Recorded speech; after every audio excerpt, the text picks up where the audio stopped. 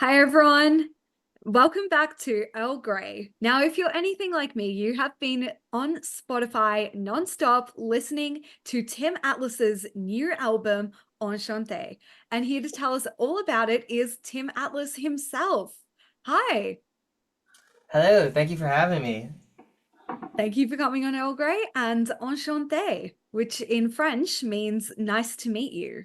So, as your first ever album, do you consider this as like an introduction, with your previous EPs being like a reputation that precedes you?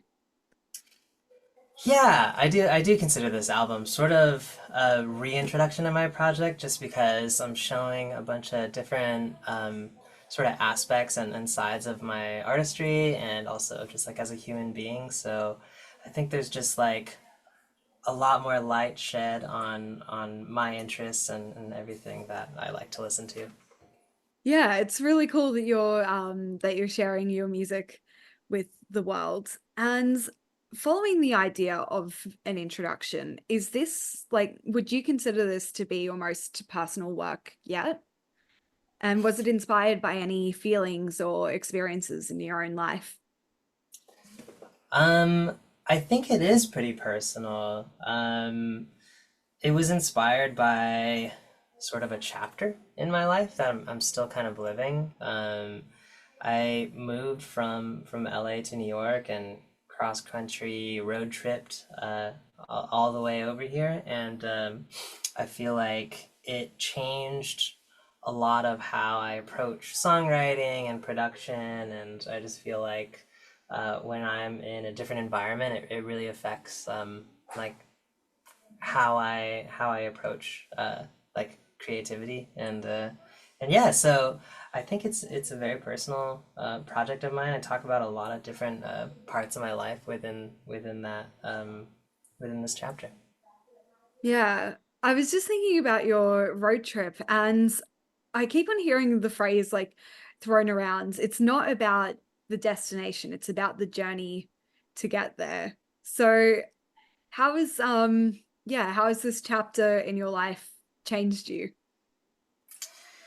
Yeah.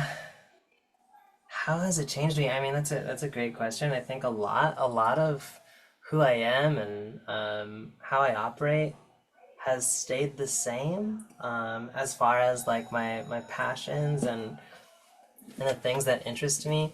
But I feel like just being in New York City makes you feel like you're sort of part of this like organism, and you're not sort of like in your own personal space all the time. You have to share space with other people, on the train or like walking down the street, and it's like I think people are sort of connected in that in that sort of struggle sometimes. Um, and so like honestly like it's just found its way into the music in a lot of the songs that they are unapologetic in like me just like being myself and I do like a lot of production tinkering and like weird time signatures and things like that because those are the things that I like to listen to and yeah it just sort of it reflects a lot of who I am like throughout the record in different ways and I think you hear New York in a lot of it. Yeah, I've definitely heard the sounds of like I guess the city in a way has like a sort of rhythm to it, and I feel like in every city that I've been to, not that I've done much traveling, but everywhere that you go you can kind of hear like it's got its own unique sound, and I can hear that coming through in your music. Now, in regards to this album, you spoke about being true to yourself. What does that mean for you? Right. um to be true to myself is to sort of unapologetically create without having any outside expectation of what my music is supposed to be, So I think like that's easier said than done, and this place sort of allowed me to do that. So do you have like people telling you, oh, you should do more of this, and then you feel drawn towards a different genre or a different style? Yeah, yeah, I think so. Like I can tell when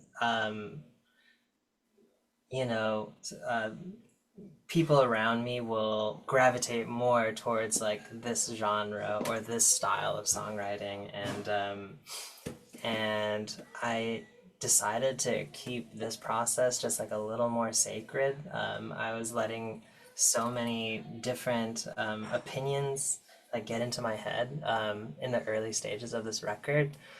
So yeah, yeah, I kind of just like buckled down and was like, you know, I'm gonna trust myself to do to make the best decision about this record, and it came out like it did.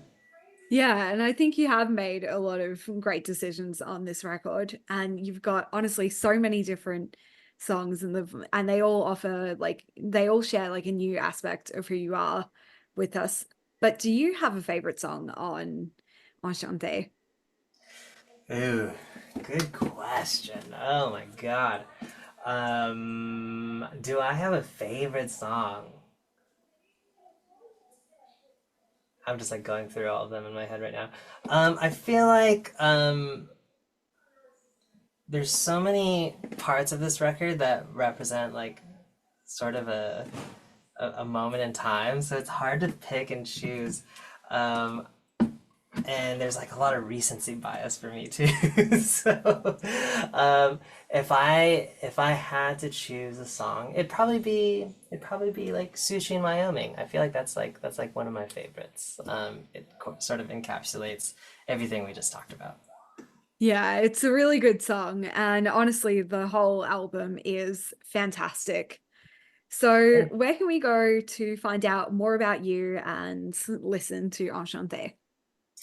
Um, the internet is where you'll find me. Um, so on streaming platforms, Tim Atlas. You know, social media, Timothy Atlas. I'm on all the things. And I will also be on tour in North America in September, October, November, opening for Slender Bodies. And after that, I'll just be hiding in the studio writing the next record. Oh, wow. Sounds like you're a very busy person. So, thank you so much for joining us on Earl Grey. Thank you so much.